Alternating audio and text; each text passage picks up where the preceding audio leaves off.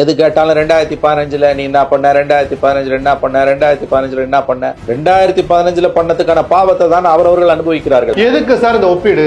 அதெல்லாம் தூக்கி குப்பையில போடுங்க சார். அவர்களை விட இவங்களால சரியா செய்ய முடியும் அப்படின்ற ப்ராமிசஸை இவங்க கொடுத்ததுனால தானே. நீங்க வாயில பேசுனீங்கல்ல, பேசுனதை செஞ்சீங்களா?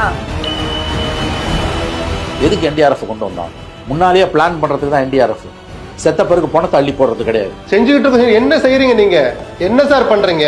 இதைத்தான் நான் சொல்றேன், ஏமாத்துறீங்கன்னு. இல்ல ப்ரீ பிளானே பண்ணலங்க. சார் ராமச்சந்திரன் எங்கங்க? டிசாஸ்டர் மேனேஜ்மெண்ட் டிபார்ட்மெண்ட் அவருக்கு தானே. எங்க அவரு?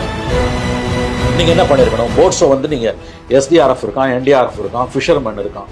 ஒரு 50 போட்டு சென்னைக்குன்னு வச்சுக்க முடியாது, ஒரு 100 போட்டு வச்சுக்க முடியாது. போட் கொண்டு போய் சேர்க்கிற வேகம் இந்த அரசு கையாண்ட விதம் தவறு, குறைவுன்னு தான் நான் சொல்லுவேன். என்ன தேவையா இருக்கும்னு அரசாங்கத்தால முடிவு பண்ண முடியாதா? ரெஸ்கியூ போட்ஸ் என்னைக்கு வந்தது?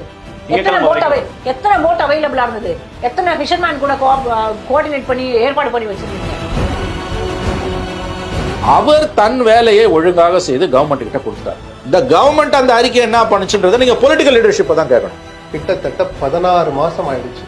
இந்த அரசு என்ன பண்ணுது? ஸ்டாலின் செய்த 2வது துரோகம். Total governance failure. நீங்க அதிகாரிகளை மட்டுமே வச்சு அரசாங்கத்தை நடத்த முடியாது. பொலிட்டிக்கல் லீடர்ஷிப் வேணும். இங்க இருக்கக்கூடிய பிரச்சனையே பொலிட்டிக்கல் லீடர்ஷிப் தான். இந்த அரசின் நிர்வாகம் என்பது அதிர்ச்சி அளிக்கிறது. ஐயா கனவான்களே, இந்த மழையின் தாக்கத்திலிருந்தே மக்கள் இன்னமும் மீண்டு வரவில்லை. காசும் அங்க வந்தியே, இன்னைக்கு எனக்கு ஒரு பண்ணு கொடுக்க வந்தியான்னு கேள்வி வருமா வராதா? சென்னை மாநகர்ல கவுன்சிலர்கள் என்பவர்கள் சாபக்கேடு. அவங்க நாளைக்கு கீழே போய் ஓட்டு வாங்க போறது கிடையாதுங்க. நான் சொல்றேன், இந்த லோக்சபா எலெக்ஷன் சென்னையில பெரிய அளவுல திமுகவுக்கு பாதிப்பை உண்டாக்க போகுது.